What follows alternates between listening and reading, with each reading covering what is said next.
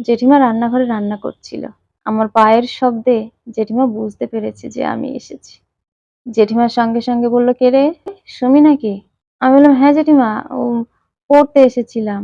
জেঠিমা বলল, "একদম না।" বলে রান্নাঘর থেকে দ্রুত বেগে বাইরে চলে এলো। হাতে খুন্তি ছিল।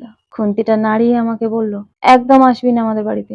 তোর মার সঙ্গে আমার খুব ঝামেলা হয়ে গেছে। আমি তো বলে দিয়েছি তোর মাকে যেন না আসিস এ বাড়িতে।" আমি বললাম, "জেঠিমা তোমার সঙ্গে মায়ের হয়েছে, আমাদের সঙ্গে তো কিছু হয়নি।" জেঠিমা বলল, "ওসব আমি শুনতে চাই না। একদম আসবি না তুই। ওকে পড়তে দে। তুই সবসময় ঝামেলা করিস। ওর বাবা বই কিনে দিতে পারবে না তার জন্য ও এখানে এসে ঝামেলা করবে সবসময়। একদম নয়। সামনে মাধ্যমিক পরীক্ষা, ওকে পড়তে দে।" আমি বললাম, "জেঠিমা আমারও তো সামনে মাধ্যমিক পরীক্ষা। আমার ওই বিজ্ঞান বইটা আর ভূগোল বইটা নেই।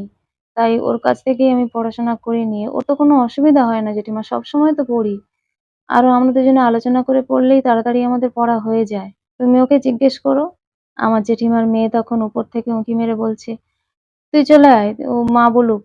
যেই এমন কথা বলেছে, জেঠিমা তেড়ে গেল তার দিকে। কোনোভাবেই আমাকে আর জেঠিমা অ্যালাও করল না। অগত্যা শুকনো মুখে আমাকে চলে আসতে হলো।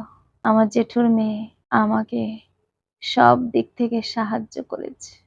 মাধ্যমিক পরীক্ষা দুজনেই দিলাম। দুটো একটা বিষয়ে আমার জেঠুর মেয়ে আমার থেকে কম পেল। এটা শোনার পর আমার জেঠিমার তো মাথায় আগুন জ্বলে উঠল। আমার জেঠিমা তার মেয়েকে প্রচন্ড বকেছিল আর বলেছিল, "দেখ, খুব তো ওকে সাহায্য করতে যেতিস। সে এখন তোর থেকে বেশি নাম্বার পেয়ে গেল। ভুলেও আর কোনোদিন কাউকে এরকম ভাবে সাহায্য করতে যাস না।"